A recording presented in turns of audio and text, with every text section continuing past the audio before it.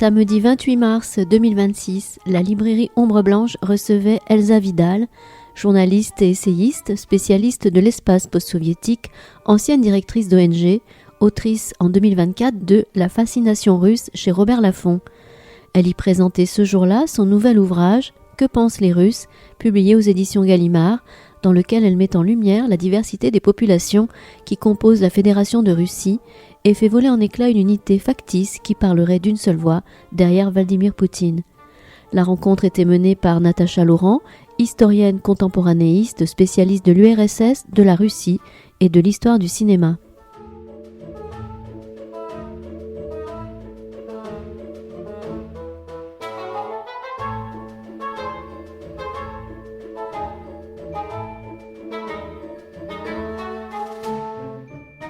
Bonjour à toutes et à tous, merci d'être venus aussi nombreux et nombreuses à cette rencontre avec Elsa Vidal, qu'on remercie chaleureusement d'être venue jusqu'à nous à Toulouse aujourd'hui. Merci Elsa. Je laisserai Natacha Laurent, donc l'animatrice du jour, présenter plus longuement Elsa. Et je veux dire un mot et remercier chaleureusement également Natacha qui a accepté sans hésitation de modérer, d'animer cette rencontre. Natacha Laurent est maîtresse de conférences en histoire contemporaine à l'Université Toulouse-Jean Jaurès. Elle travaille principalement sur l'histoire russe soviétique, avec une particularité, c'est plutôt la spécialité, c'est l'histoire du cinéma russe et soviétique, plutôt soviétique même. Les deux finalement, et c'est ça. Voilà, donc la rencontre évidemment, vous le savez toutes et tous, autour de Que pensent les Russes aux éditions Gallimard. Vous pourrez, si vous le souhaitez, faire dédicacer l'ouvrage à l'issue de la rencontre, si Elsa se veut bien se prêter au jeu. Voilà. Et puis voilà, et il y aura un temps de discussion d'1 heure entre Natacha et Elsa, et il y aura un moment de questions, donc n'hésitez pas à les poser, je passerai le micro. Voilà, Natacha, c'est à vous. Merci beaucoup. Merci beaucoup Max, et merci beaucoup à Ombre Blanche de nous accueillir et d'accueillir ce livre avec une question qui n'est pas provocatrice, mais que tout le monde, en tous les cas, moi, me pose. Donc j'imagine qu'il y a encore plus de monde qui vous l'a posé, Elsa. Que pensent les Russes ? Et tout le monde se demande, est-ce qu'il y a une réponse, en fait ? Oui, il y a une réponse, justement. Donc ce livre sort aux éditions Gallimard dans une toute nouvelle collection qui s'appelle « En attendant le réel », un très beau titre, et qui est dirigé par Éric Rochant, que vous connaissez peut-être, celui qui a fait le fameux Bureau des légendes. Donc voilà, une collection très orientée sur la géopolitique et sur le monde contemporain et sur les questions un peu insolubles. Donc voilà. Elsa Vidal est journaliste et essayiste. Elsa Vidal, vous l'avez peut-être déjà vue à LCI ou à BFM, vous l'avez sûrement entendue aussi. Elle a une longue activité derrière elle de journaliste et toujours présente, mais c'est quelqu'un, Elsa, qui a longtemps vécu en Russie, très longtemps vécu en Russie. Et elle a la particularité, c'est ce qu'on disait toutes les deux, c'est qu'on est françaises toutes les deux, on n'est pas franco-russes. Et ça... Voilà, il y a quelque chose de particulier dans tout ça. Donc elle a vécu longtemps en Russie, très longtemps, en étant journaliste, en travaillant pour des ONG, et donc elle a aussi une pratique du terrain qui est fondamentale dans ce livre. Quand vous le lirez, vous verrez qu'on sent cette connaissance de l'intérieur dont on a tant besoin aujourd'hui. Alors on va parler de ce livre, Elsa. Et bien sûr, vous aurez après la parole pour toutes les questions parce qu'elles sont nombreuses. Alors, donc, une question qui a une réponse, contrairement à ce qu'on pourrait imaginer en lisant la couverture, qui a des réponses plus exactement. Et peut-être commencer par, en fait, aussi le début du livre, et qui est quelque chose de fondamental, c'est qu'on parle de la Russie avec un singulier. Et justement, vous prenez la précaution de commencer par là, de dire en fait, commençons par voir si effectivement il y a une Russie et de quoi on parle, parce que les Russes, qu'est-ce que ça veut dire exactement ? C'est vrai bonsoir à tous, et très heureuse de vous rencontrer au pluriel aujourd'hui et de pouvoir parler de ce court livre qui entend en moins de 200 pages répondre à cette question, que pensent les Russes, et qui dans le premier chapitre, c'est vrai, essaye de un peu déconstruire à la fois la question, puisque évidemment... je n'ai jamais rencontré les Russes, vous n'avez probablement jamais rencontré les Français, on rencontre des Russes, des Français, et surtout quand on n'est pas dans sa société, on a, je pense, plus de chances de bouger un peu dans l'organigramme de la société. Et donc dans le premier chapitre, j'essaye surtout de rappeler qu'en fait la Russie est au moins aussi complexe que la France, avec des paramètres un peu particuliers, un État fédéral, un État qu'on dit multinational. En français, il est très malvenu de dire multiethnique, mais la réalité, c'est multiethnique, avec des gens qui s'identifient comme citoyens de la Fédération de Russie, mais qui ont en plus une nationalité. Et puis, bien sûr, une grande partition socio-économique. Il y a une géographe et économiste, Natalia Zubarevitch, qui parle de la première, de la deuxième, de la troisième et de la quatrième Russie. Généralement, on ne s'embarrasse pas de ces détails dans le discours français et on va même jusqu'à faire un amalgame entre les dirigeants russes, souvent ramenés eux-mêmes à Vladimir Poutine, et la Russie. Donc, au début du livre, j'essaie de poser comme ça quelques filtres qui peuvent nous permettre peut-être d'ouvrir un peu le voile ou le rideau et de se dire en fait il y a une multitude de positions possibles dans la Russie, qui n'est d'ailleurs pas la Russie, ni même la Fédération de Russie, mais la Fédération russienne, qui n'est jamais traduite comme telle. C'est-à-dire que ce n'est pas du tout un État-nation autour des Russes. Bien sûr, les Russes sont majoritaires dans la Fédération de Russie, mais l'État de tous les peuples au sein de la Russie. Et ça, c'est rejeté quasiment aujourd'hui par les dirigeants russes, mais c'était le projet à la fin de l'Union soviétique, dans ce bref moment, quasiment 10 ans, de Russie indépendante, c'était de dépasser la question de la nationalité et de faire un État qui ne serait pas, encore une fois, un État des Russes, mais l'État de tous les peuples de la Russie. Et donc, dedans, à peu près 80% de Russes, mais beaucoup d'autres peuples, plusieurs religions qui ont le droit de citer, et plusieurs expériences quotidiennes de ce que c'est d'être citoyen de la Russie. On rajoute là-dessus partition d'âge et partition de genre, et on commence à se retrouver avec un kaléidoscope de positions et de manières d'être russe aujourd'hui. Et quand on ajoute la chronologie, alors ça, c'est encore, et ça parle évidemment aux historiens et aux historiennes, c'est que l'évolution d'une opinion publique, on le sait pour Vichy, pour l'histoire de Vichy, pour notre histoire, on sait que c'est fondamental. Et en vous lisant, je me suis dit, il faut aussi impérativement prendre cette donnée en compte, parce que c'est pas la même chose le 24 février 2022 et aujourd'hui, hein, et entre-temps même. Oui, et en fait, ce que j'ai découvert à l'occasion de ce livre, parce que j'avais pas la réponse à la question, initialement j'avais des intuitions, mais pas la réponse, et j'ai découvert d'abord des travaux fantastiques de sociologues sur lesquels on reviendra peut-être plus tard, de sociologues qui ont révolutionné leur manière de travailler.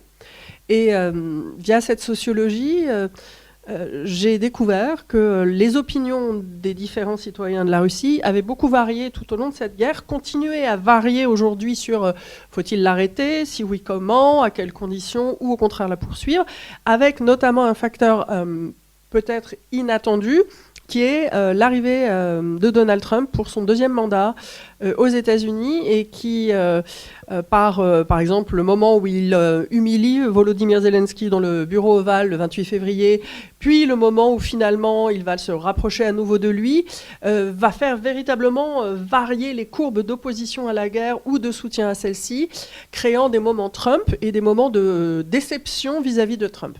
Tout ça pour dire qu'il y a une très grande... on pourrait dire l'habilité, mais une très grande mobilité, finalement, des opinions et des paradoxes, et des populations qui sont d'ordinaire attachées à quelque chose de très doux, les babouchkas russes, nos grands-mères, ou en tout cas pour ceux qui en ont, mais les vieilles dames qu'on a toujours croisées en Russie, et qui sont finalement peut-être le socle le plus ferme de cette guerre, avec pour ça... mobiliser le souvenir de la Seconde Guerre mondiale, qu'on appelle donc la Grande Guerre patriotique en Russie, et le tabou de la guerre, qui a des effets très paradoxaux sur lesquels on va peut-être revenir. Alors, la question maintenant, une fois qu'on a dit ça, c'est comment on fait ? Comment on fait pour savoir ce que pensent les Russes ? Parce que vous avez bien sûr énormément de contacts encore en Russie, beaucoup d'amis, des possibilités de suivre des chaînes Telegram, etc., etc. Mais quand on essaye d'avoir une approche un petit peu scientifique, bien sûr, on peut lire les discours des uns, des autres, les écouter à la télévision, écouter Solovyov, écouter là, etc.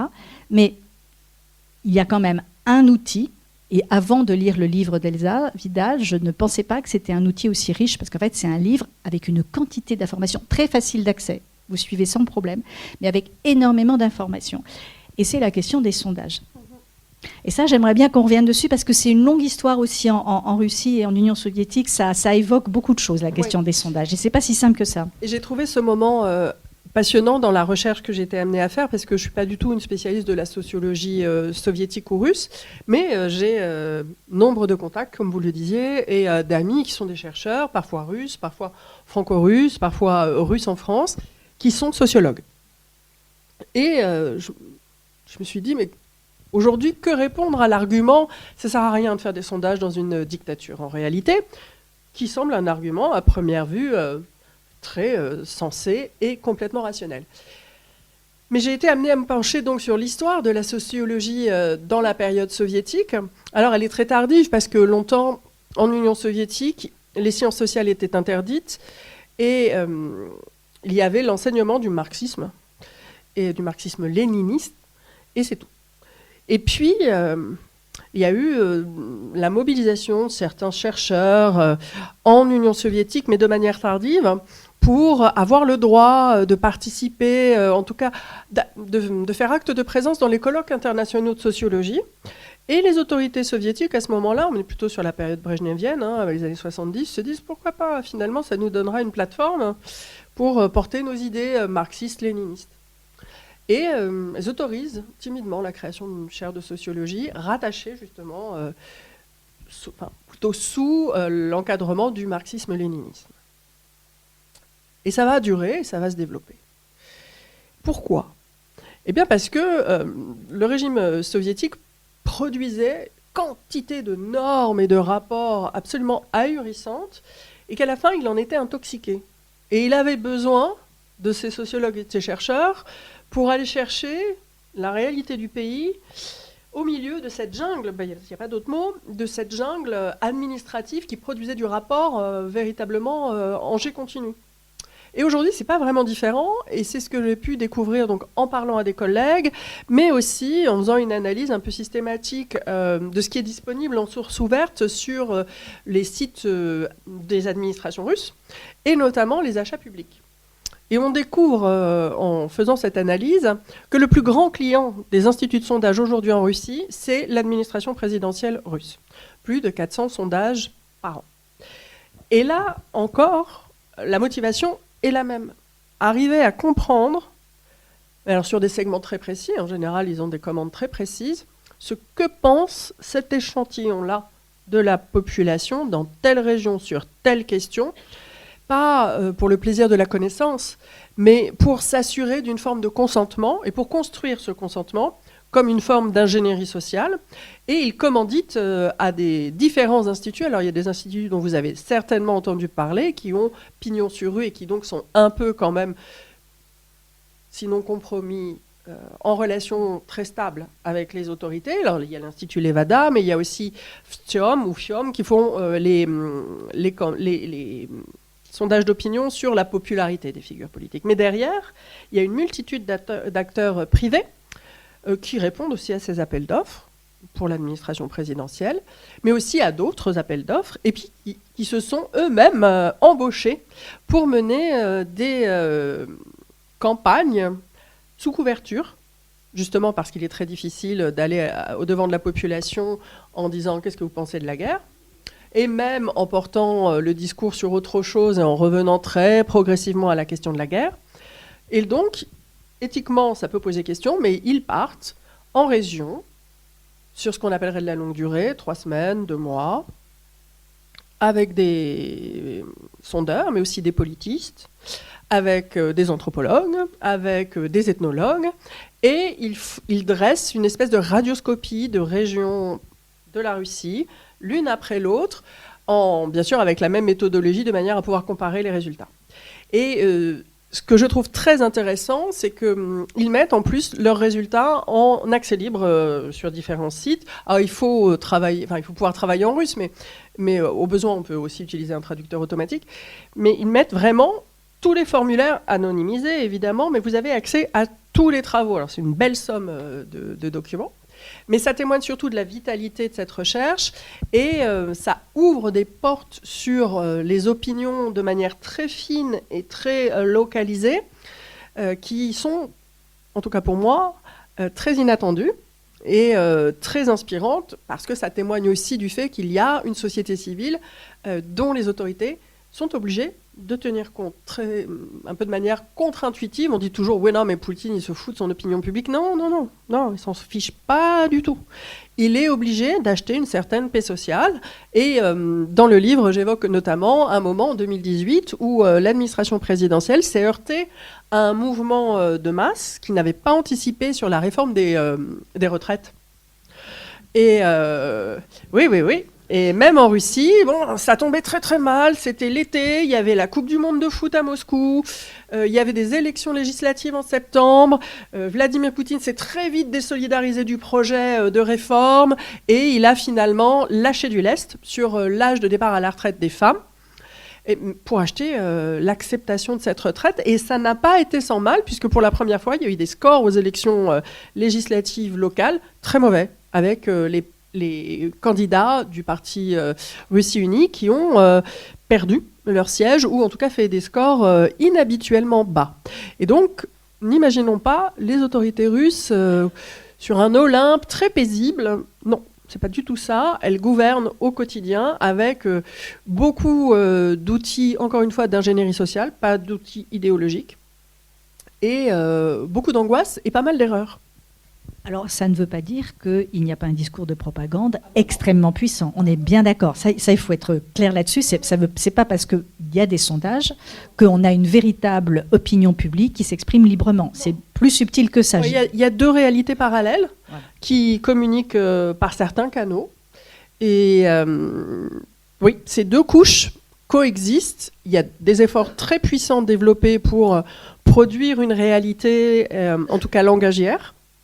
Et il y a parallèlement des sujets sur lesquels les citoyens russes, qu'on peut quand même globalement, disons pour 50 à 60% d'entre eux, surtout les plus âgés nés sous l'Union soviétique, décrire comme apolitisés. Mais donc il y a malgré tout des sujets sur lesquels ils se sentent tout à fait légitimes pour intervenir dans l'espace public, et ce sont généralement des sujets économiques ou sociaux. La chose politique pure, ce qui nous semble la chose la plus naturelle à discuter en France, c'est-à-dire un bon gros débat autour des municipales, leur paraissant, dans la plupart du temps, assez peu digne d'intérêt et de débat. Je dirais que la politique, globalement, est connotée très négativement. Mais les droits sociaux, ça, c'est quelque chose qu'ils ont droit à discuter. Oui, et puis les conséquences économiques et sociales sur leur quotidien de la guerre. Et c'est comme ça, en fait, que vous approchez la question de la guerre. C'est à travers les conséquences économiques et sociales pour chacune dans telle et telle région de la guerre. Alors, il y a quelque chose de très important à un moment que vous dites, et ça renvoie à une histoire de la longue durée de ce pays, c'est le rapport à la langue ou au langage. Et je pense que ça, c'est très important parce que nous, on n'a pas du tout ce rapport-là au langage. Et du coup, on a du mal à comprendre ce qui s'opère à ce moment-là. Est-ce que vous pouvez revenir là-dessus ? Oui, je peux essayer, en tout cas. Je peux essayer parce que ce que vous pointez du doigt, c'est quelque chose d'assez ténu et il m'a fallu un peu de temps avant de le saisir et de comprendre le rôle de la langue dans la création du réel. C'est-à-dire que on n'utilise pas la langue en Russie, je schématise évidemment, mais dans le discours public et dans la question politique, c'est-à-dire dans les discussions collectives et pas véritablement dans la sphère privée, on dit les choses non pas pour décrire le réel et se mettre d'accord sur le constat, on dit les choses pour faire advenir ce qu'on décrit. Et donc la langue est un moyen de création de la situation que vous souhaitez, et non pas un élément qui va essayer de transmettre de la manière la plus fidèle ce que vous observez dans le monde extérieur. Alors, c'est d'abord extrêmement subjectif. Toujours, les points de vue sont individuels. Il y a très peu de constructions qui seraient... Les gens ne vont pas s'exprimer pour dire un « nous » global, les Français, les Russes, ça n'existe pas. On s'exprime de manière personnelle, individuelle, et on s'exprime pour décrire ce que l'on veut voir advenir.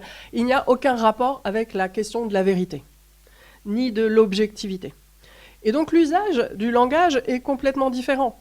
Et bien sûr, dans le langage politique, c'est encore plus flagrant.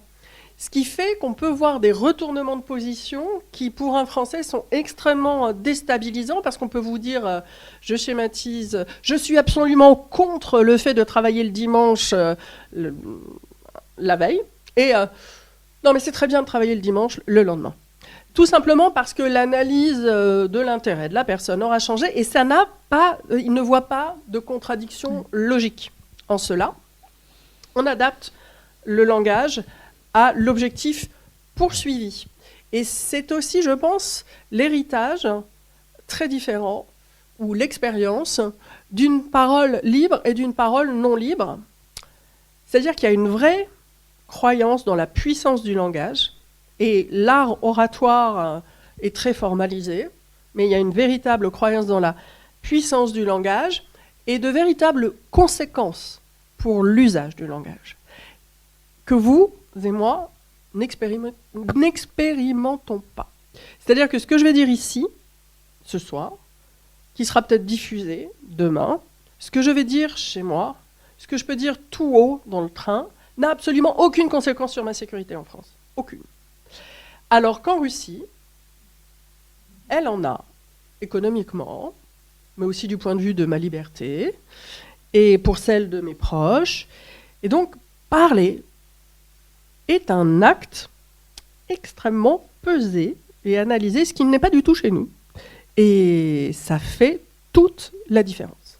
Et le mensonge et la vérité, encore une fois, sont dans la catégorie politique absolument pas pertinents pour analyser ce qui est dit. Et c'est pour ça que quand des hommes politiques parlent, comme Vladimir Poutine ou Sergueï Lavrov récemment, à la télévision, 20h,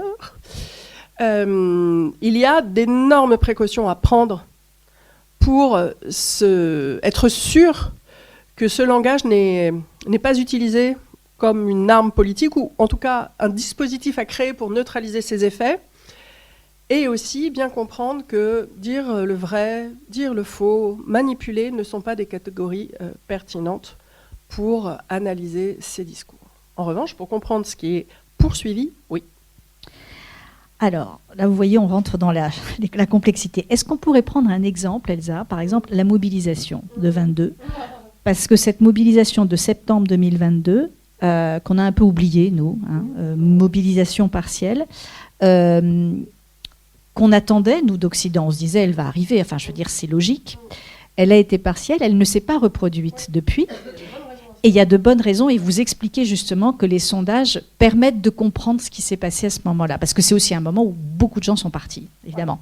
Donc, quand en septembre 2022, les autorités russes publient un décret de mobilisation partielle, c'est-à-dire au niveau présidentiel, c'est donc une décision que le président ne peut pas ne pas assumer, les autorités, et donc l'administration présidentielle et Vladimir Poutine, n'anticipent pas du tout les réactions qui vont se produire dans la société russe. Première réaction, départ en masse de ceux qui se sentent imminemment concernés, donc mobilisables, et qui ne souhaitent pas participer à l'effort de guerre. À peu près 800 000 personnes qu'on retrouve dans le pourtour des pays voisins immédiatement de la Russie et perçus comme étant des lieux d'accueil et un peu traditionnellement d'opposition à la politique russe. La Géorgie, mais aussi les pays baltes. Pour ceux qui ont moins de moyens, mais qui veulent s'en aller dans un pays qui accueille les Russes sans visa, l'Arménie, le Kazakhstan, etc. Deuxième effet, sur les moteurs de recherche, le jour même, la requête la plus fréquente, c'est comment se casser le bras chez soi. Mais c'est un pic, d'un coup. Voilà. Et ça, il faut du temps pour que les autorités s'en rendent compte. Elles commandent donc des sondages d'opinion et reviennent catastrophées. En se disant, mais en fait, maintenant, on ne peut plus commander de sondages d'opinion ouverts, c'est-à-dire publiables. On doit passer des sondages d'opinion fermés. Sinon, en plus, on est obligé de bidouiller vraiment les résultats, c'est ce qu'ils disent. Et ça se voit, ça finit par se voir, parce qu'ils ont des bons sociologues qui se rendent compte que ce n'est pas compatible ce qu'ils avancent. Et il y a un véritable mouvement de panique. Tant et si bien que les autorités vont être obligées de manœuvrer pour essayer de se présenter comme les protectrices plutôt, des droits des citoyens russes face à la mobilisation qu'elles ont elles-mêmes décrétée. Et elles se rendent compte qu'au sein du pays, il y a une partie de l'administration, de l'appareil d'État, qui est opposée, non pas à la mobilisation, mais au bidouillage autour de la mobilisation. Et ça, ce sont les magistrats. Parce que même s'il y a seulement une apparence de démocratie en Russie, eh bien, il y a des institutions qui, bon an mal an, ont été créées et qui, elles, croient qu'elles jouent un rôle de contre-pouvoir dans le système. Et notamment la justice. Il y a des juges qui veulent bien envoyer les gens combattre, à condition que ces gens-là soient bien, que les critères de mobilisation de ces gens soient respectés selon le droit russe. Et on se retrouve avec des magistrats qui vont renvoyer chez eux 9 à 10 000 hommes russes mobilisés à tort. Et là, les autorités russes qui sont, encore une fois, vraiment aux aguets, même si elles se trompent souvent, corrigent leur erreur. Elles se disent très bien, on va dire que nous, on est alliés à ces magistrats contre les militaires des centres de recrutement qui font n'importe quoi. Et ça, c'est mis en scène dans le bureau de Vladimir Poutine, qui va rencontrer, devant les caméras bien sûr, le procureur général et qui va lui dire « Mais vous savez, je compte sur vous pour défendre les droits de nos citoyens, tous les droits, économiques, politiques, sociaux. On ne peut pas mobiliser à tort et à travers. » La mobilisation qu'il a décrétée lui-même et dont il a fixé l'objectif, 300 000 hommes. Et ça va marcher auprès d'un certain fragment de la population, pas auprès de tout le monde. Ce qui explique le fait qu'il n'y ait pas eu d'autres mobilisations depuis, parce que vous vous rappelez qu'en fait, depuis le 22 juin 1941, il n'y en avait pas eu. Mais c'est ça fait quand même revenir le spectre oui. de... Mais c'est quoi là? On rentre dans la Troisième Guerre mondiale. La mobilisation, la dernière mobilisation, c'était pour lutter contre l'invasion suite à la trahison d'Adolf Hitler. Donc ça a ramené le spectre d'une guerre cataclysmique sur la population russe, a fortiori celle en âge de combattre, entraîné une réaction de fond extrêmement négative. Et depuis, cela explique aussi pourquoi les autorités russes ont recours à des combattants étrangers, trompés, qu'ils soient trompés ou pas, c'est-à-dire les Nord-Coréens dont on vous a parlé, moins de Centra-Asiatiques, parce que ceux-ci ont moins intérêt à être désormais en Russie pour des questions de cours du change, mais aussi parce qu'il y a eu un attentat qui a rendu la situation plus dure pour les Centra-Asiatiques en Russie. On voit apparaître plus de migrants en provenance de pays d'Afrique et d'Afrique occidentale. Il y en avait déjà, mais vraiment circonscrit à des parties de la société et de l'économie plus limitées, des personnes qui viennent de l'Asie du Sud-Est. Voilà, tout ce chambardement amène à faire venir combattre en Russie, et plutôt en Ukraine pour la Russie, de nouveaux hommes qui ne sont, et c'est le plus important, pas des citoyens russes.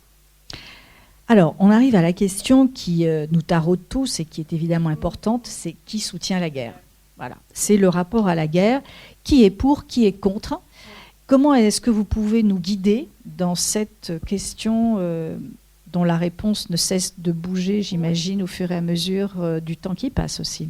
Oui, alors, comme je le disais au début, il y a il y a un caractère variable du soutien, dans les pourcentages de soutien à la guerre ou de volonté de conclure un accord de paix le plus vite possible.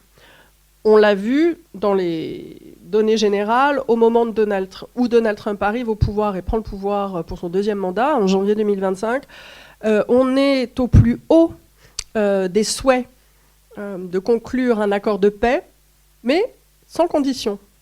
C'est-à-dire sans avoir à faire de concessions. Donc sans rendre les territoires occupés. Sans rendre les territoires, sans réparation, et en voyant les sanctions être levées. Et puis en juillet suivant, ça n'a pas marché. Ok, Zelensky a été humilié dans le bureau ovale, mais ça n'avance pas. Les Ukrainiens résistent. Et là, le pourcentage descend.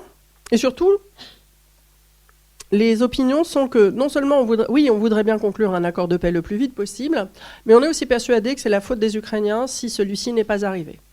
Et puis on continue à descendre dans la période. Et on se retrouve avec une volonté encore plus importante de conclure un accord de paix et plus autant de certitudes sur les conditions pour celui-ci. Ça, c'est la variation liée au changement dans le contexte. Mais très globalement, si on doit dire qui sont ceux qui sont pour la guerre, Alors de manière permanente depuis le début du conflit, sont principalement pour la guerre des hommes, mais surtout des femmes, de 60 ans et plus, qui vivent, non pas dans les grandes villes, mais dans ce qu'on pourrait appeler la troisième Russie. C'est celle de villes de plus de 100 000 habitants, mais qui dépend essentiellement du budget fédéral pour vivre. Et donc, des employés, des fonctionnaires, qui vivent dans les services municipaux, à la poste, ou qui sont des retraités. Et qui ont connu aussi, et grandi, et parfois éprouvé, les tragédies liées à la Seconde Guerre mondiale. Il y a, alors ça c'est grosso modo 60% de la population, 50 à 60% de la population. Et puis il y a ce qu'on peut appeler le parti de la guerre, 15 à 20% de la population selon les moments, et qui sont souvent des hommes qui voient, issus là aussi de la troisième, pas de la quatrième Russie parce qu'elle est uniquement ethnique la quatrième Russie, mais de la troisième Russie, et qui voient dans ce conflit l'opportunité de faire changer la trajectoire de leur vie. Donc des gens qui viennent de régions plutôt pauvres, là aussi dépendantes du budget fédéral, et qui vont pouvoir s'engager dans une véritable trajectoire d'ascension sociale, puisque les guerres créent de nouvelles élites. On trouve d'ailleurs à peu près la même proportion de gens qui sont, avec constance, du début jusqu'à aujourd'hui dans ce conflit, contre la guerre. Donc 15 à 20% pour, ardemment, activement, constamment, 15 à 20% contre la guerre, ardemment, constamment, activement, 50 à 60%, très variable, mais plutôt ce petit peuple soviétique pour lequel on a d'ordinaire de la sympathie. Et il y a à la base de ce soutien un paradoxe moral, parce que si vous demandez à ces gens si la guerre c'est bien, ils vont d'abord vous répondre non, la guerre c'est mal, c'est le mal absolu, rien n'est pire que la guerre. Donc c'est ça c'est vraiment intéressant, c'est-à-dire qu'ils peuvent critiquer la guerre, mais en même temps, la phrase d'après, c'est qu'ils ne vont pas remettre en cause sa nécessité. Donc c'est là qu'on voit que le discours de propagande et le récit poutinien a quand même réussi à entrer dans les esprits et a quand même réussi à infuser. Oui, et surtout il a réussi, je pense, à manipuler la vision de la vie et des plus grands dangers qui pèsent sur cette vie, qui accourt dans la société russe actuelle, toujours dans cette recherche de se garantir le plus grand consentement possible, ou la non-contestation. Et c'est perturbant, cette espèce de paradoxe, selon notre point de vue, de vous condamner la guerre en général, pourquoi pas cette guerre en particulier? Et la manière dont les gens évitent cet écueil moral est assez intéressante. Il y a, chez la plupart de ceux qui ont cet avis, qui disent que la guerre, c'est véritablement le mal absolu, la pire des choses qui peut survenir, la cabriole suivante. Si la guerre est le mal absolu, et on est bien d'accord qu'elle l'est, nos élites et nos dirigeants le savent, et donc s'ils font cette guerre, c'est qu'il y a une bonne raison. Et s'ils font cette guerre, il y a une bonne raison, et c'est qu'on a dû véritablement nous attaquer. Sinon, qui donc irait faire la guerre? Voilà. Et l'autre pirouette, qui est moins une pirouette, qui est plutôt une conséquence morale, pas aussi paradoxale, mais surprenante pour nous, c'est la guerre, c'est vraiment dégueulasse. Et les premières victimes de cette guerre, par association, les premières personnes auxquelles ce segment de la population va s'identifier, ce ne sont pas les victimes ukrainiennes, ce sont les membres de sa communauté immédiate qui sont exposés au risque de cette guerre, c'est-à-dire les petits gars qu'on envoie combattre sur le front. Et donc, ça met en branle, et ça c'est quand même intéressant de le remarquer, des très nombreuses actions de solidarité pour envoyer des colis, pour envoyer au début donc l'équipement qui manque, mais aussi la nourriture qui manque, et du soutien en toute forme, des pulls tricotés, à ceux qui partent sur le front. Parce qu'ils sont perçus comme les premières victimes de la guerre et non pas comme les premiers agents de la guerre. Et ça permet aussi de soulever le couvercle, en quelque sorte, sur un aspect de la société russe qu'on ne voit pas. C'est qu'il y a en réalité une société civile très active et une structuration assez morale de la société, pas du tout postmoderne, très moderne. Il y a le bien, le mal, des choses qu'on fait et qu'on ne fait pas quand on se respecte. C'est pas du tout relativiste comme environnement social. Mais ces activités-là ou ces actions-là, elles passent souvent inattendues de notre côté parce qu'elles ne prennent pas les formes que nous connaissons pour la solidarité ou pour l'action humanitaire. Alors, une question que je me pose, vous l'abordez à un moment dans votre livre. Toutes les actions menées par les forces ukrainiennes sur le territoire de la Russie, qu'il s'agisse d'assassinats politiques, qu'il s'agisse de drones, qu'il s'agisse de l'invasion de Koursk et donc le sud, est-ce qu'on arrive à mesurer l'effet que ça peut avoir sur ce que pensent les Russes? Et si oui, quel effet ça a? Alors, à Koursk, l'une des sociétés de sondage et d'enquête finalement sociologique dont je vous parlais, s'y est rendu et y a séjourné. Et le constat le plus frappant, je pense que l'intertitre de ce chapitre s'appelle « Empathie et apathie ». Eh bien, le constat le plus important, c'est que un an après cette incursion ukrainienne sur le territoire russe, première incursion depuis la Seconde Guerre mondiale, là aussi, fait complètement saisissant, entraîne assez peu d'ébranlement dans la population et surtout l'insatisfaction, elle s'exprime en direction des autorités locales qui ont diverti les moyens de protection, les ont revendus pour se faire de l'argent et ont trahi la population locale en n'assurant pas sa sécurité, première chose.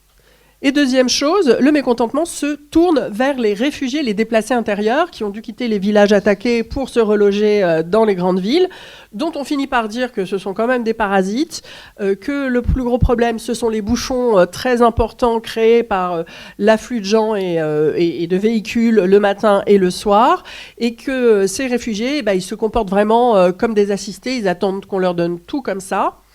Et donc ça n'escalade pas vers l'échelon fédéral pour dire, quand même, c'est pas normal, en fait. Si on est attaqué, c'est à cause de cette guerre. Et si les Ukrainiens rentrent en Russie, c'est parce que la Russie est rentrée en Ukraine.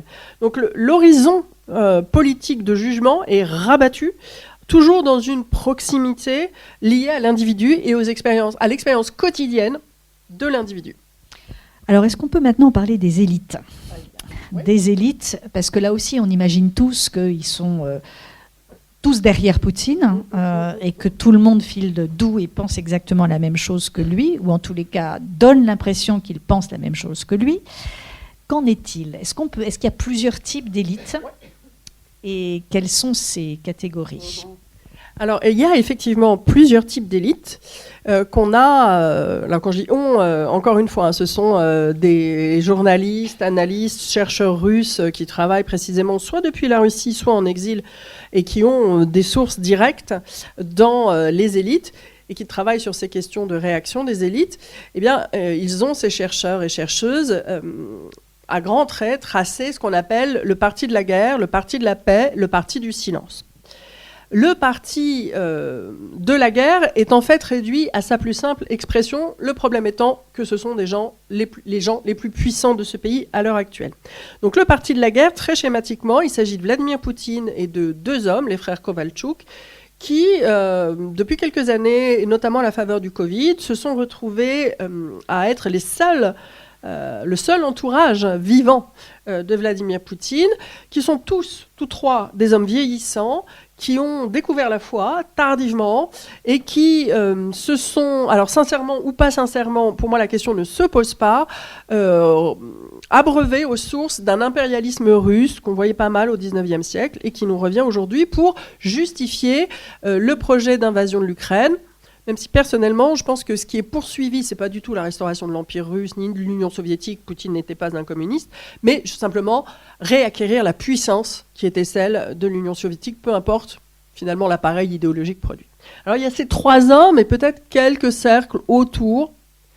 Ça, c'est le parti de la guerre. Et il y a surtout le parti du silence, parce que si les citoyens russes ordinaires, encore une fois, limitent leur champ de réflexion aux conséquences immédiates sur eux et leurs proches de la guerre, bien les élites, elles n'en pensent pas moins, mais elles n'agissent pas vraiment. En tout cas, elles sont dans l'acquiescement et dans le non-commentaire de la guerre, ou des conséquences de la guerre. Je ferai une petite parenthèse pour dire qu'il y a aussi le parti de la paix, et le parti de la paix, ce sont les économistes. Les économistes, ce sont ceux, et je parle des économistes qui ont pignon sur rue, qui sont mandatés par Vladimir Poutine pour faire en sorte que la Russie résiste aux sanctions économiques et à l'épreuve de la guerre, à l'économie de guerre. Eh bien, ces économistes-là ont de plus en plus fréquemment, de plus en plus directement, de plus en plus bruyamment exprimé publiquement dans la presse ou dans des forums internationaux en présence de Vladimir Poutine et à destination de Vladimir Poutine que la Russie entrait en récession, que la Russie n'avait plus les moyens de faire face à l'effort de guerre, mais jamais ils n'ont critiqué publiquement la guerre et la décision politique de la guerre. Que ce soit vrai ou faux, ils ont le sentiment qu'ils n'y sont pas autorisés ou qu'il y aurait des conséquences immédiates pour eux. Il y a quelques exceptions à cela, parmi les élites. Un homme qui a été pendant très longtemps le conseiller diplomatique de Vladimir Poutine, Dmitri Kozak, et qui, dès le début de la guerre, avant, c'est-à-dire le 21 février, il y a un conseil de sécurité qui se tient, qui va servir de justification à l'entrée en guerre, où on annonce que la Russie va reconnaître l'indépendance de la République de Donetsk et de Lougansk, officiellement. Ce qui est diffusé est un montage diffusé plusieurs heures après, en fin de journée, alors qu'il est enregistré vers midi. Ça, c'est un passage génial du livre. Où on le voit parce que la montre de Sergueï Shoïgu n'est pas dissimulée, on voit l'horaire qui est 12h45, alors que c'est censé se passer après 18h, parce qu'à 18h, la République de Donetsk et la République de Lougansk vont proclamer leur indépendance, et donc c'est après qu'on doit reconnaître l'indépendance. Mais c'est enregistré avant. C'est ce qu'on appelle une conserve. Et on voit, donc, le responsable des services de renseignement, Sergueï Naryshkin, qui est censé être un proche, donc très clairement, il découvre le moment, il découvre le projet, il bafouille, il se prend les pieds dans le tapis, il dit qu'il reconnaît, mais quoi ? Il dit pas l'indépendance, mais l'intégration. Vladimir Poutine lui dit non, mais là on parle pas d'intégration, on parle d'indépendance, reprenez-vous, donc vous la reconnaissez ou pas ? Et donc on le voit perdre ses moyens, mais on ne voit pas 40 minutes de discours du conseiller diplomatique Dmitri Kozak, qui va faire un exposé sur pourquoi il ne faut absolument pas faire ça, parce que ça va s'aborder toutes les relations avec l'Occident qui ont été construites depuis 30 à 40 ans, ça a été la grande politique étrangère de la Russie que de restaurer les relations avec l'Occident dans toute sa diversité. Et il fait un long plaidoyer qui est coupé, qui n'est pas diffusé, mais il va faire preuve à plusieurs reprises de sa détermination. Et la dernière occurrence, c'est au mois d'août dernier, où il va à la rencontre de Vladimir Poutine, auquel il a accès. En Russie, on dit avoir accès au corps. Dostup k tielu, c'est-à-dire vous ne faites pas que passer une note par un des directeurs adjoints de l'administration présidentielle. Non, vous avez un accès au corps physique de Vladimir Poutine. Et donc lui, il va le voir et il va porter la cause des entrepreneurs russes, notamment ceux qui ne sont pas à Moscou, dans les régions où on développe l'effort de guerre, puisqu'il y a, en ce moment même où nous parlons, toute une politique d'appropriation des fleurons, des entreprises qui sont les fleurons de cet effort de guerre, par les services du FSB avec l'aide de la magistrature. Donc ils font des razzias et ils deviennent mécaniquement, par un jeu d'écriture avec l'aide de la justice, les propriétaires des plus grandes entreprises. Et donc Dmitri Kozak dit, écoute, nomme-moi défenseur des droits des entreprises, parce que là, ça va trop loin. Le FSB prend trop de poids, pas seulement politique, on l'a compris, puisque maintenant ils ont le droit même de couper l'Internet en Russie sans demander d'autorisation administrative, mais économiquement, ils sont en train de procéder à des nationalisations qui ne disent pas leur nom, et ça ne va pas du tout. Et là, Vladimir Poutine fait un choix très important, il sacrifie Dmitri Kozak, et il choisit de défendre le FSB. Et Dmitri Kozak est un proche de Poutine depuis suffisamment longtemps pour pouvoir juste être libéré de ses fonctions par décret présidentiel. Il est toujours vivant, peu de chance qu'il lui arrive quoi que ce soit. C'est un vieil homme qui devrait finir sa vie simplement. Mais lui et un autre homme politique, Friedman et Reifeisenberg, ont choisi de mettre en jeu Voilà, leur position au sein du système. Mais ce sont les seuls. Tous les autres, qui appartiennent plutôt au parti du silence, soit attendent leur heure. C'est le cas sans doute de Kirienko, un homme très important dans le système russe qui pourrait largement succéder à Poutine, dont on explique, il y a un livre qui est en train de se préparer sur lui par un journaliste russe, un journaliste politique russe extrêmement bien informé qui vit en exil en France depuis, et qui lui sera entièrement consacré. Et cet homme qui s'est tenu absolument silencieux pendant toute la guerre a étendu le territoire de ses prérogatives. Puisqu'en Russie, en fait, il y a bien sûr Vladimir Poutine tout en haut. Après, l'administration, mais c'est un peu une fiction, sauf quand elle se rebelle. Et puis, c'est surtout un réseau de contacts privilégiés. Et vous pouvez entrer dans ce réseau si vous dites « Attendez, moi j'amène des solutions. Je vais m'occuper de ça. » Et donc, Kirienko, comme d'autres, a étendu le territoire de sa gestion en se disant je vais m'occuper des territoires occupés. Donc en Ukraine, je vais mettre de l'argent, ça veut dire ça. Hein. Je vais mettre de l'argent pour reconstruire. Je vais aussi m'occuper, par exemple, de la propagande à destination des enfants, des manuels d'éducation scolaire.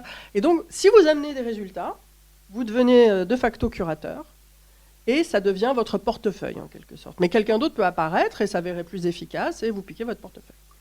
Et cet homme-là construit en quelque sorte dans le silence un empire de plus en plus important qui pourrait faire de lui un des candidats possibles à la succession de Vladimir Poutine. Non pas que Vladimir Poutine est en passe d'être chassé du pouvoir, mais très probablement, c'est quand même un homme vieillissant, et à un moment, politiquement, ça pourrait être opportun de mettre en scène la fin de son pouvoir, la transition vers une autre personnalité qui aura été adoubée par le système, tel qu'on le dit, parce qu'il est loin d'être seul, Vladimir Poutine.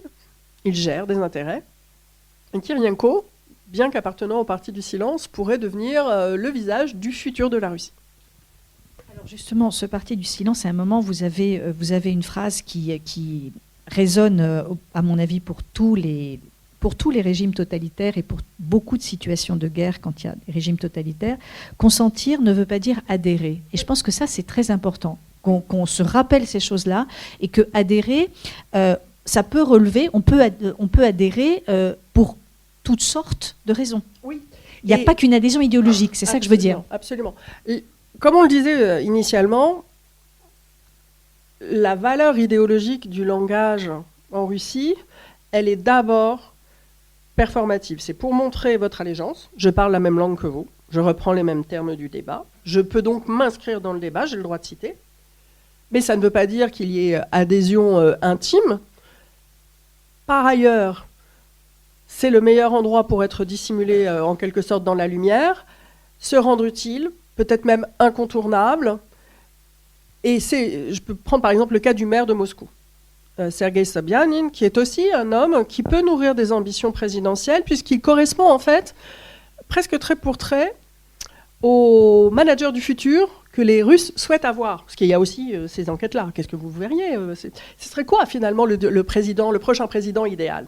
Et les Russes disent, on voudrait plutôt un homme qui vienne de l'entreprise, un gestionnaire, pas trop âgé, bien connecté avec la Russie contemporaine et peut-être le monde contemporain. Et ça, le maire de Moscou, Sergueï Sobyanin, il colle bien. Et comme il colle bien, et que ça se sait au Kremlin, on lui a dit, il va falloir que tu contribues à l'effort de guerre si tu veux rester dans la course. Et lui, sa clientèle, ce sont les moscovites. Alors, comment faire pour envoyer des gens de Moscou sans s'aliéner les moscovites? Donc, on va taper dans les foyers étudiants de Russes qui viennent de Bouriatie, donc de Russes non ethniques, qu'on envoie combattre. On les prend de Moscou, donc... ça remplit, ok, le quota est rempli, mais ce ne sont pas des Russes ethniques, ni des Russes de famille de moscovites qui comptent et qui vont pouvoir se plaindre. Et puis Sergueï Sobyanin, il va dire, j'en envoie pas beaucoup, mais du coup, je vais contribuer financièrement à reconstruire Mariupol, la région de Mariupol. Et ça, c'est ok. Ça rentre dans la comptabilité politique, comme Sergueï Sobyanin a le droit de continuer sa vie politique et peut-être d'être un des compétiteurs pour la suite de Vladimir Poutine. Mais l'adhésion idéologique, honnêtement, la question, en fait, et là aussi, c'est la grande différence de l'expérience démocratique et de l'expérience non démocratique. Personne ne s'est jamais dit en Russie que la politique, c'était une affaire d'idées, ni de convictions. Personne. Si, ok. Les gens nés après les années 90 et qui voyagent et qui font une partie de leurs études à l'étranger et qui se disent « Ah tiens, c'est marrant, ici j'ai des relations normales avec la police. » Et peut-être c'est possible en Russie aussi, finalement.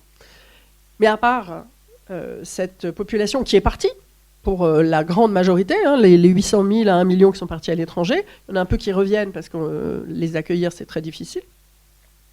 Mais à part cette population, les gens se disent « Non, mais la politique, si vous en faites, c'est que vous allez dans la catégorie des carnivores. Et si vous allez parmi les carnivores, c'est la loi de la prédation, il y a une chaîne alimentaire. Vous êtes doué pour survivre ou vous ne l'êtes pas. Mais vous quittez la catégorie des gens bien, la catégorie des gens respectables. Les gens respectables ne font pas de politique. Et les gens qui font de la politique ne sont pas dans le débat d'idées. C'est un débat pour s'approprier des ressources et du pouvoir. Et c'est pas condamnable non plus. C'est condamné en Russie. Moi, je ne trouve pas que ce soit condamnable, ça a le mérite d'être clair. En tout cas, les Russes le lisent de manière... Enfin, c'est évident, ça leur saute aux yeux. Et ils n'ont que peu de respect donc pour le débat politique. Et en un sens, ça s'exprime de manière limpide.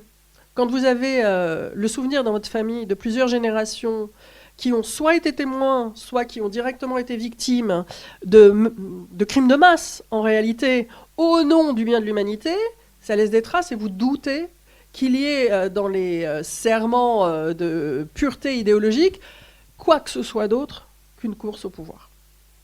Et ça, c'est l'héritage stalinien qui Oui. n'a jamais été soldé, qui n'a jamais fait l'objet de recherches de recherches. Ni même pour parler de lustration. C'est ça. C'est complètement escamoté, violemment, par la loi, mémorial et dissous, etc. Et il n'y a jamais eu non plus, comme vous le savez tous, de poursuite juridique. Et ça, c'est quand même non, au contraire, on poursuit juridiquement ceux qui cherchent à mettre à jour les crimes de cette période. Et ça, c'est quand même sans doute l'un des nœuds du problème.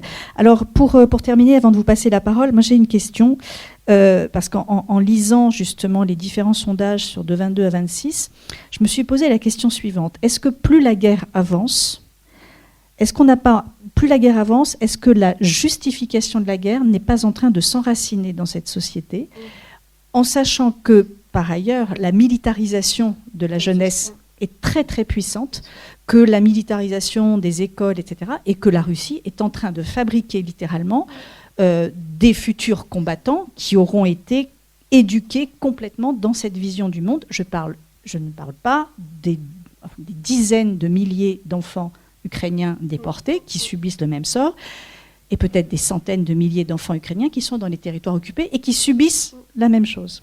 Oui, bien sûr, c'est le risque. D'une part, c'est que le pays se refermant, pas de lui-même, mais sous l'impulsion des autorités qui sont en train de tester les coupures d'Internet et d'imposer à leur population une nouvelle application qui tiendra lieu d'ailleurs de passeport. L'adhésion à l'application de communication qui s'écrit Max et qui se prononce Mach, qui veut aussi dire la puissance, doit devenir, comme en Chine avec Weibo, l'unique application de messagerie instantanée. Donc on sait qu'ils coupent de plus en plus les autres applications comme Telegram et WhatsApp de plus en plus longtemps pour pouvoir couper la population. Et donc, c'est une longue digression pour dire que oui, l'opinion publique est travaillée ardemment et qu'on est en train de refermer l'espace mental des Russes pour pouvoir créer des générations de nationalistes prêts à défendre la nation ou la patrie d'agressions imaginaires, mais qui ne paraîtront pas imaginaires vues de là-bas. Et ce qui m'a le plus frappé, c'est le dialogue avec des amis proches, notamment un, qui s'inscrit dans une très longue lignée de défenseurs des droits, mais aussi de militants sociaux. Très clairement, son papa, le papa de cet ami, c'est un grand médecin qui a été le premier à ouvrir des centres de réhabilitation d'usagers de drogue par des méthodes non coercitives et qui a quand même fait évoluer les pratiques dans ce domaine-là en Russie et qui, comme son fils, veut voir progresser des droits sociaux en Russie. Et donc c'est la raison pour laquelle cet ami n'a pas quitté la Russie, continue d'y travailler. Et on dialogue très souvent. Et il me disait, mais tu sais, je ne le pense pas, mais je ressens parfois que l'Europe ne nous aime pas que vous, les Européens, vous nous rejetez, que finalement, la seule Russie que vous appréciez, c'est quand on est à genoux ou en voie de développement. Et on discute. Je lui dis, et qu'est-ce que tu penses de ça? Il me dit, imagine, en fait, je suis enfermée avec des gens qui me répètent ça toute la journée. C'est ce que j'entends dans la rue, sur les affiches, à la radio, à la télé. Je n'ai que mes convictions personnelles qui me disent absolument autre chose, mais de temps à autre, je me surprends à ressentir ça. Et il me dit une chose intéressante, c'est d'autant plus paradoxal que la plupart d'entre nous, les Russes donc, nous rêvons comme des Européens. Et là, on est sur une application, et il me dit, regarde, là où je suis, il est dans un food court au sein de Moscou. Il me dit, regarde, alors le stand d'à côté, là, c'est des glaces. Et c'est pas des glaces de Shanghai ou des glaces de Ouagadougou, c'est des glaces de Porticello, c'est des glaces de London ou de New York. Il dit, donc on se rêve comme des Occidentaux ou comme des Européens, mais cette coupure qui nous est imposée, elle a des effets secondaires, étranges, même sur moi. Alors j'ose à peine imaginer sur d'autres. Et encore une fois, il vient d'une famille très structurée, très impliquée, et il en retire un capital social. Et bien même avec ce capital social, par moment, il est perméable un peu à son corps défendant, en tout cas sa raison défendante, à l'atmosphère. Et ça dit aussi beaucoup de ce qui fait notre identité collective, et peut-être ça devrait nous éclairer sur les passions qui se diffusent dans notre société, un peu à nos corps défendants, qui font que parfois aussi on change le prisme pour appréhender notre propre débat, et que les termes du débat, c'est plus nous qui les maîtrisons. En fait, on a l'impression qu'ils sont apparus d'ailleurs, et qu'aujourd'hui, on ne parle plus qu'en termes d'ennemis ou de remplacement. C'est le parallèle avec la France que j'aime faire. Mais c'est le risque dans cette coupure qui s'instaure entre finalement, non pas nos dirigeants, mais entre nous, les sociétés civiles européennes et les sociétés civiles russes, de finalement construire la séparation et non pas le dialogue continu qui pourrait aussi être tenté. On pourrait aussi dire que les meilleurs Russes, les meilleurs ingénieurs et ceux qui veulent partir viennent ici. Mais en tout cas, la France n'a pas du tout fait ce choix.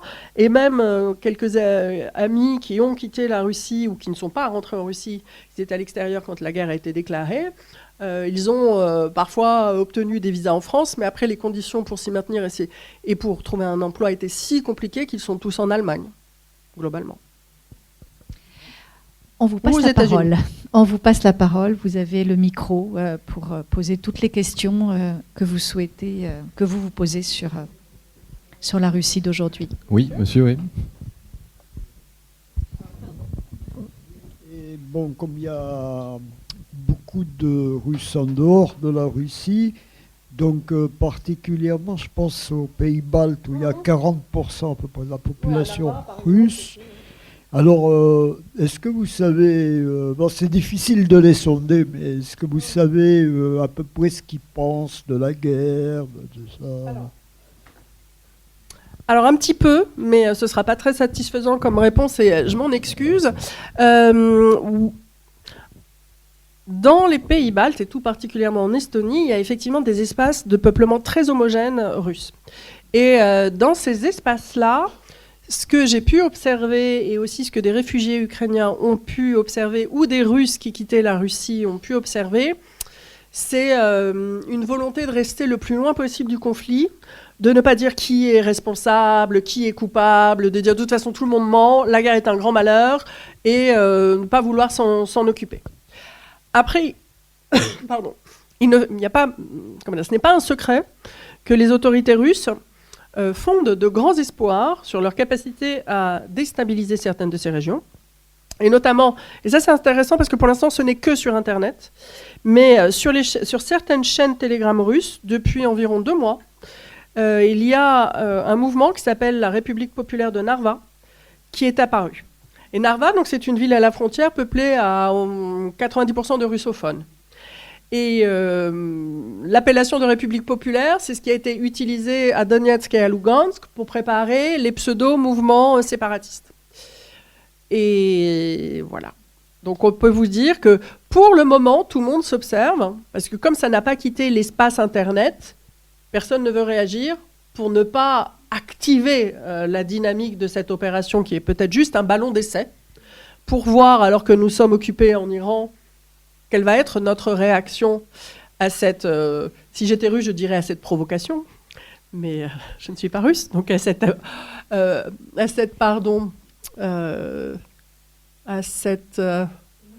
initiative de guerre psychologique, on va dire. Pour le moment, donc, on attend de voir les critères pour savoir s'il s'agit de plus qu'une tentative ou de ballon d'essai, c'est de voir si c'est repris dans les médias mainstream russes. Et ça a été repris une fois dans un talk show à la télévision. C'est le début, mais une fois, c'est pas beaucoup.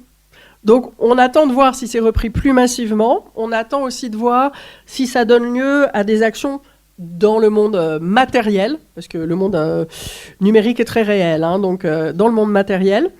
Mais c'est le point le plus flagrant, le point le plus faible qui avait été identifié dans un petit livre par un expert militaire allemand qui a un nom italien, qui s'appelle Carlo Massala, qui a écrit La guerre d'après. Ça se lit très vite, c'est court, et c'est ça. C'est le récit des conséquences d'une grande opération de déstabilisation qui commence par la ville de Narva, par les Russes, et comment l'Europe et l'OTAN sont testées par cette opération et quelles sont les conséquences géopolitiques. Et il y a aussi une petite note de l'Institut Montaigne faite par Michel Duclos en novembre dernier, en novembre 25, une note d'éclairage, le scénario balte, avec 4 à 5 scénarios et sous-scénarios. Donc c'est clairement vers ces territoires-là que l'attention des Européens se porte à l'heure actuelle. Mais encore faudrait-il que nous soyons en capacité de réagir, parce que si nous sommes impliqués dans d'autres guerres, et nous n'avons pas non plus des ressources infinies, ni d'experts, ni de planificateurs, ni de médias, ben, on peut aussi se laisser surprendre. Une autre question ici. Bonjour. Merci beaucoup pour votre livre et pour votre présentation. Je suis ukrainienne. Et j'ai une petite remarque, une petite question. La première remarque, c'est la plupart des Russes, ils n'utilisent pas le mot guerre. Ils utilisent l'opération spéciale. Et c'est ce que vous avez évoqué, le langage politique. C'est très important d'après moi. Et aussi, ma question, on peut reformuler qu'est-ce que les Russes pensent de la guerre. On peut reformuler de manière que les Russes pensent des Ukrainiens. Parce que d'après mon expérience, d'après ce que j'ai vécu, j'ai rencontré beaucoup de Russes en Géorgie, en France, ici. Soit ils nous détestent avec une haine extrême, soit ils nous considèrent comme leurs frères. Une nation... frère, je sais pas, comme il nous considère comme sa zone d'influence. Et ma question, qu'est-ce que vous en pensez? Et parce que j'ai jamais été en Russie et je m'intéresse à votre expérience. Merci. Alors, ce à quoi vous faites référence, pour moi, c'est la question coloniale russe, ou ce qu'on appelle parfois la maladie impériale. Et c'est aussi très présent dans les études, ce qu'on appelle les études russes en France. C'est-à-dire que quand on a été formé à comprendre ou analyser les sociétés qu'on disait post-soviétiques et notamment russes, on le faisait depuis Moscou, avec un point de vue centré sur la Russie. Et donc, bon, c'est très utile pour comprendre la vision russe, mais il y a un moment, ça se faisait sans qu'on ait une distance critique vis-à-vis de cette vision russe que, par exemple, tous les anciens États de l'Union soviétique et surtout ceux qui ont une frontière immédiate avec la Russie constitueraient un étranger proche, cette notion qui est en fait celle de sphère d'influence légitime du point de vue russe. Et ce que vous dites, effectivement, c'est que beaucoup de Russes sont porteurs de cette vision attachée à une forme de grandeur de la Russie, de l'Union soviétique, de l'Empire tsariste, cette espèce de Russie éternelle construite très activement à l'aide d'idéologues et de techniciens de la politique, polittechnologues. Et ça ne vous surprendra pas. Les gens qui sont les plus opposés à cette vision, ce sont les trentenaires ou les petits quarantenaires qui ont vécu à l'étranger, qui ont un capital culturel important, un capital économique assez important aussi, qui vivent dans la Russie de l'Ouest, c'est-à-dire Moscou, Saint-Pétersbourg, les grandes villes, et pour qui la Géorgie et l'Ukraine depuis 2013, sont un lieu où s'élabore et se teste une démocratie possible, et possible aussi en Russie. C'est donc une minorité. Parmi ces gens-là, nombreux sont mariés à des Ukrainiens ou des Ukrainiennes, à des Géorgiens ou à des Géorgiennes, et n'ont jamais, devant moi, en tout cas, exprimé de haine.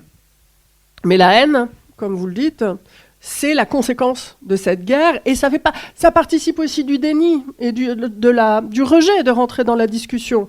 Hein, parce que soit c'est qu'il y a une haine radicale, les Ukrainiens nous haïssent, et donc moi je les haïs en retour, ou on a toujours été frères, pourquoi maintenant est-ce qu'on se bat? Ils ont qu'à se laisser faire.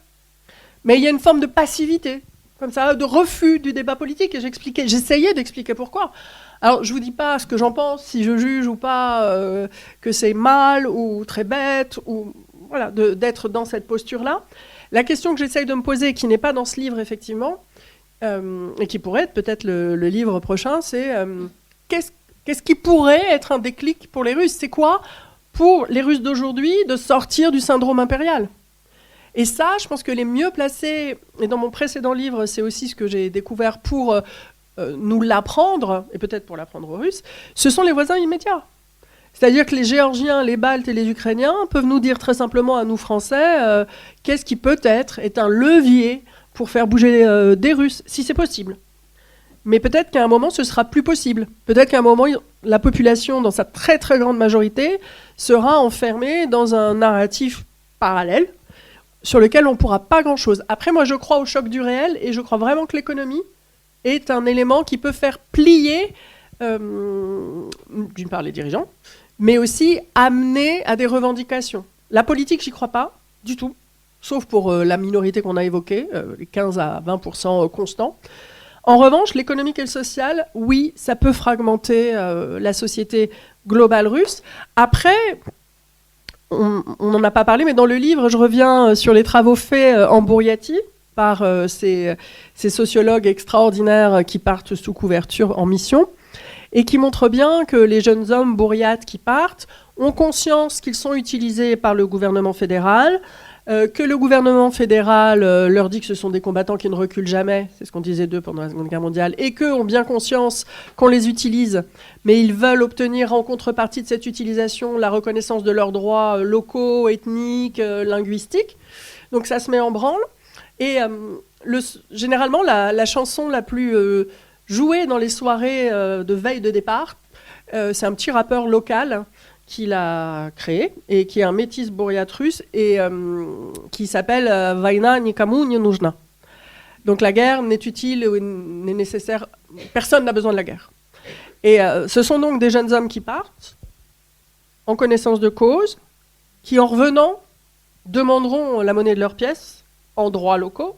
Et tout ça, je pense que ça devrait être exploité, en fait, tout simplement. Parce que la plus grande sécurité pour nous, et pour les Ukrainiens, et peut-être aussi pour les Russes, c'est une Russie qui ne serait plus impérialiste. Merci, bonsoir. Avant cette dernière intervention, j'avais une perception assez désespérante de la situation en Russie, ne serait-ce pour deux raisons. Il n'y a pas de résistance. C'est le monde du silence qui domine. Et d'autre part, c'est un pays qui n'a jamais connu la démocratie. C'est-à-dire, ils ne se sentent pas... Nous, on se sent responsable de la politique. On se crée beaucoup d'illusions, mais au moins, on parle, on agit, on croit, etc. Eux, pas du tout. C'est hors sujet, a priori. Mais votre dernière intervention laisse espérer un petit couloir très mince par lequel on... Mais peut-être. Oui, moi je pense qu'il y a des pistes pour l'action, très clairement. Que si elles ne sont pas exploitées, l'inertie qui est encouragée de la part de la population par les autorités a toute chance de l'emporter. Après, je dirais que le temps joue pour nous, mais à contrebalancer avec ce que vous disiez tout à l'heure. Parce que les générations ultérieures, jusque-là, étaient porteuses de plus en plus d'idéaux libéraux. Maintenant, celles qui sont élevées en Russie ne le sont pas. Les Russes libéraux rentreront-ils en Russie ? Un peu, mais ils seront tenus de se taire. Ça, c'est si on n'agit pas. Rien ne nous interdit d'agir, à condition de se sentir responsable de cette action et que cette action, nous l'entreprenions pour nous aussi.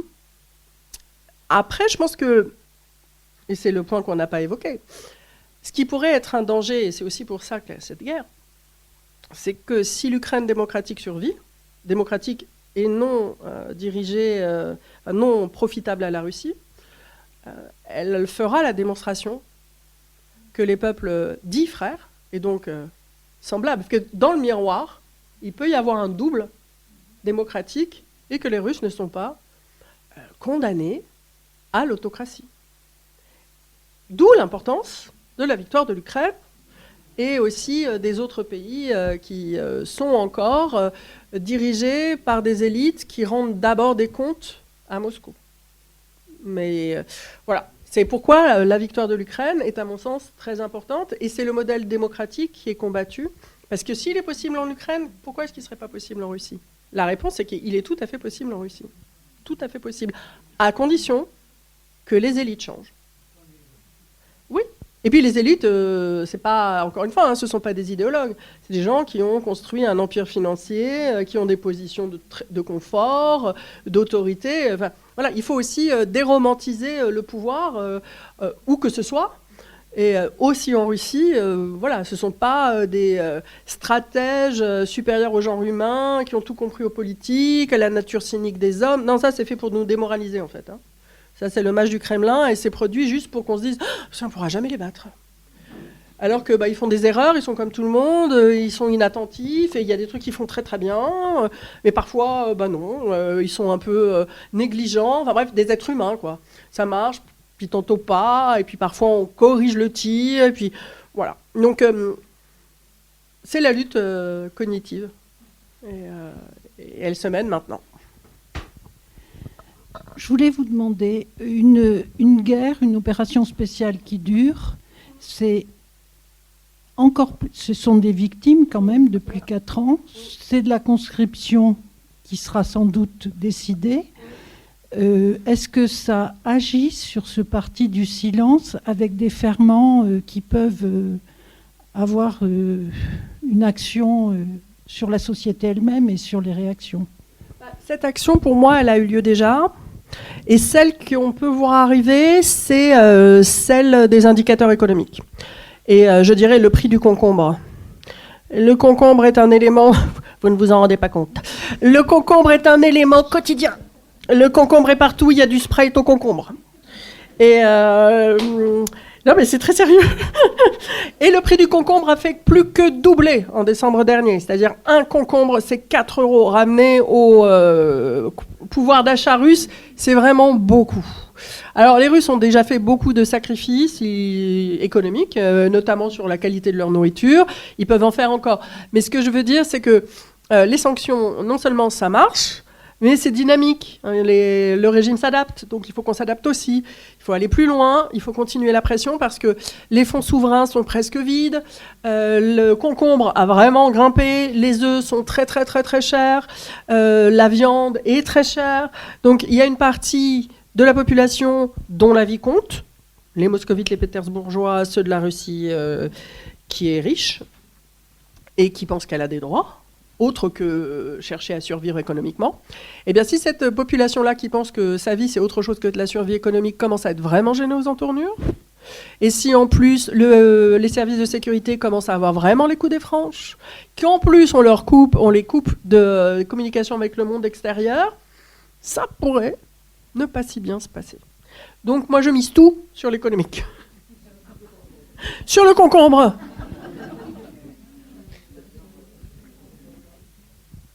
Oui, bonsoir. Ma question, elle prolonge un peu celle-ci. Là. J'ai lu dans Le Monde que dans les troupes combattantes, il y avait une tendance non négligeable à la désertion.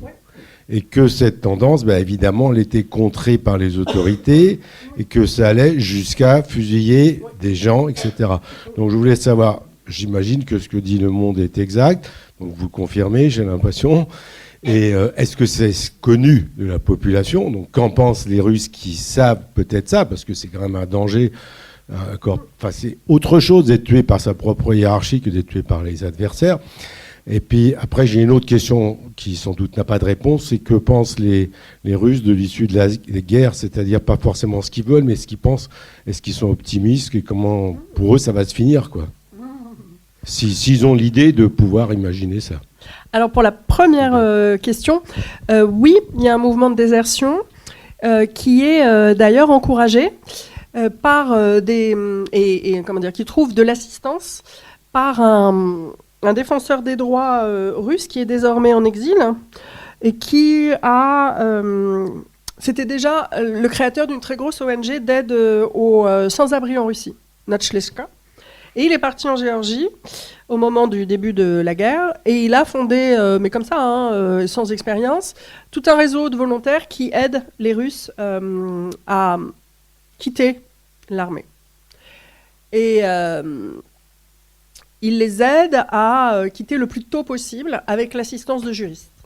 Il n'est pas du tout le seul. Il y a aussi d'autres juristes qui travaillent parfois depuis la Russie. Parfois, ils sont contraints de quitter, mais ils ont bien sûr un réseau en Russie pour aider les Russes à déserter et à faire valoir leurs droits. Et c'est grâce à eux que j'ai découvert que non seulement on peut déserter une fois à tous les stades, en fait, de votre conscription. Au moment où on vous convoque au bureau, au moment où vous vous présentez au bureau, mais même si vous avez servi dans la guerre, vous pouvez demander, d'une part, à faire un service militaire alternatif, mais aussi à ne plus être affecté au feu. Vous ferez 2 ans de prison, mais vous en ressortirez. Et il y a vraiment des gens qui témoignent de ça. Je parle pour eux. J'ai fait 2 ans de prison et désormais je suis sortie et je fais du service alternatif, comme une forme de copé, quoi. Et ça existe, mais ça ne se sait pas. Et donc le travail que font ces défenseurs des droits, c'est de le faire savoir. Et effectivement, le mouvement est croissant. Ce qui montre bien qu'il y a une usure et il n'y a pas du tout une volonté de s'inscrire durablement dans la guerre. Il y a une volonté ponctuellement de s'enrichir, puisque les sommes proposées, quand elles sont payées, sont véritablement très attractives. Mais vous pouvez sortir votre famille de la pauvreté durablement et vous-même. Donc vous pouvez aller à l'université, dans une très grande université, dans une grande ville. Vous pouvez vivre une vie à laquelle vous n'étiez pas destiné. Et la deuxième question, je n'ai pas de réponse. Et c'est l'horizon de ma compréhension, mais c'est intéressant de la poser et je vais me pencher dessus. Merci. Bonsoir, merci, c'est vraiment très très intéressant, j'ai appris plein de choses. Par rapport à l'effet miroir dont vous parliez avec de l'Ukraine vis-à-vis de la Russie, ça me fait penser peut-être au titre prophétique du premier livre d'André Markovitch qui s'appelait « Et si l'Ukraine libérait la Russie ?» Ceci dit, j'ai une autre question, c'est par rapport au langage que vous avez évoqué tout à l'heure. Je ne sais pas si vous avez écouté, moi j'ai pas eu le courage d'écouter l'interview de Lavrov. Si, j'étais obligée. Oui, donc voilà, et donc je voulais savoir comment vous l'analysez, comment vous l'avez décrypté, et qu'est-ce que vous pensez, est-ce que ça a du poids ? Parce que vous faites un travail admirable avec d'autres comme Elena Voloshin, Cyril Amorsky, j'en passe. Il y a quand même 3,5 millions de spectateurs, spectatrices qui ont regardé ça. Est-ce que ça a du poids ? Alors que vous avec vos petits bras, on est là tous ensemble. Mais est-ce que ça vraiment, ça fait contrepoids, par rapport à Ah oui, ça fait vraiment contrepoids. Et c'est d'ailleurs la seule raison pour laquelle il a accepté.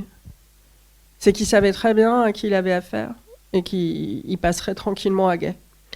Et honnêtement, cette interview, donc oui, je l'ai regardé le passage de 10 minutes dans le journal et l'intégralité en ligne d'1 heure.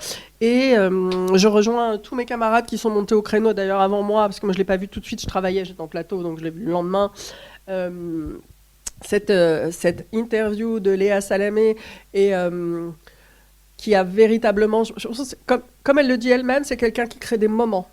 C'est pas quelqu'un qui a du mordant. Et avec ce type de client, comme on dit en télé, il faut être ultra préparé. Pas soi-même, il faut se faire préparer par d'autres, en fait. Il faut être coaché dans l'oreillette. Et il faut que le dispositif travaille pour vous. Et le dispositif ne travaillait pas pour elle. Et je ne comprends pas que quelqu'un pour lequel j'ai beaucoup de respect professionnel, Philippe Corbet, qui est venu à France 2 en janvier dernier pour remplacer le directeur de l'information après les couacs qu'il y avait eu dans le 20h, qu'il ait permis ça. Parce qu'il est à distance, Lavrov. Il enlève son oreillette.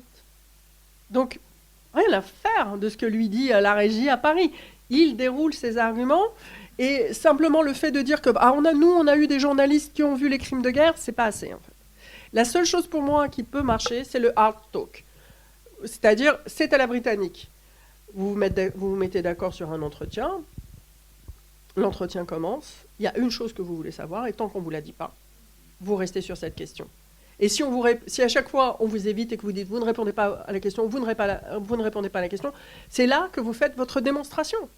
Mais là, c'est Sergueï Lavrov qui a fait sa démonstration. Alors, les Français ne sont peut-être pas dupes, parce que les Français, d'une manière générale, ont beaucoup évolué. Enfin, simplement, ils ont appris, ils ont découvert ce qui se passait en Russie, pourquoi la Russie justifiait ainsi, tenait de tels propos, pourquoi les dirigeants russes formulaient leur vision des choses de telle ou telle manière, ce qu'ils disaient de faux sur l'Ukraine, ce qu'ils disaient de faux sur les actions de leur armée.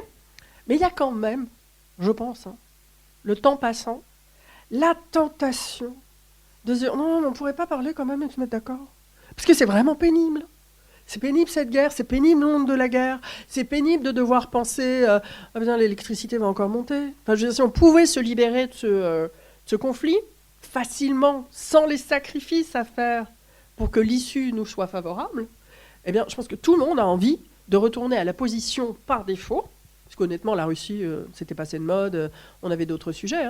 Donc, devoir encore permanentement, tous les jours, penser activement ce qu'on doit faire vis-à-vis de la Russie dans cette guerre, c'est fatigant. Et avoir la perspective que, c'est vrai, suffirait d'appeler, en fait. Emmanuel Macron, on pourrait appeler. Bon, puis il est raisonnable, ce mec. Puis il fait son boulot depuis 20 ans. C'est un type posé. On doit pouvoir parler. Bah oui, on peut parler, oui. Ah oui, on peut parler.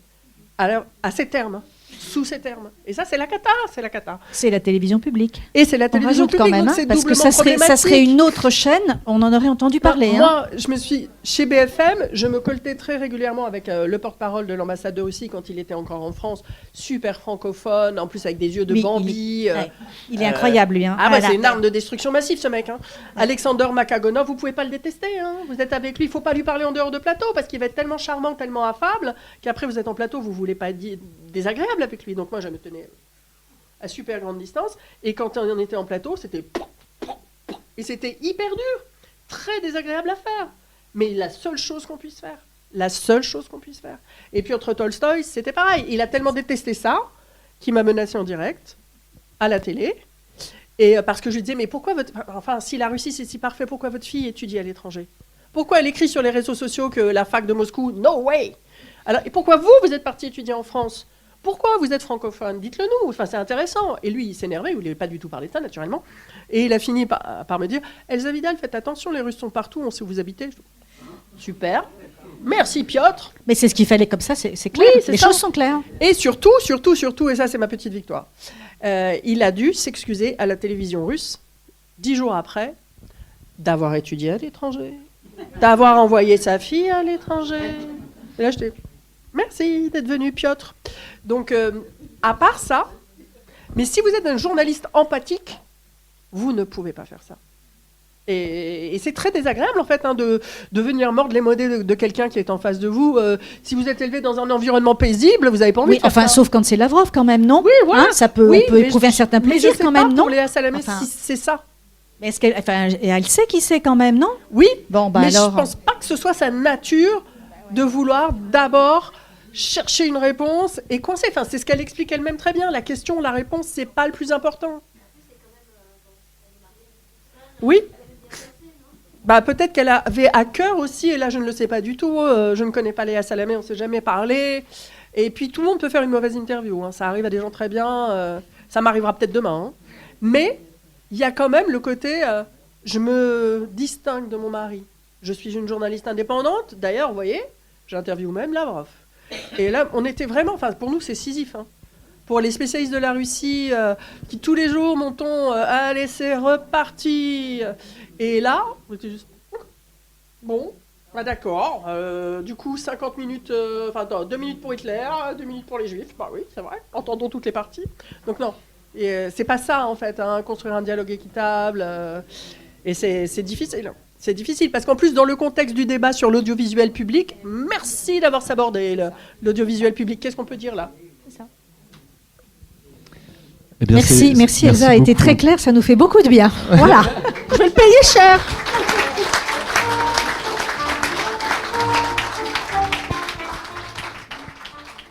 L'ouvrage d'Elsa Vidal, Que pensent les Russes, est publié aux éditions Gallimard. Vous venez d'écouter une rencontre enregistrée samedi 28 mars 2026 à la librairie Ombre Blanche à Toulouse et réalisée et mise en onde par Radio en partenariat avec Radio Plus et Radio Terre.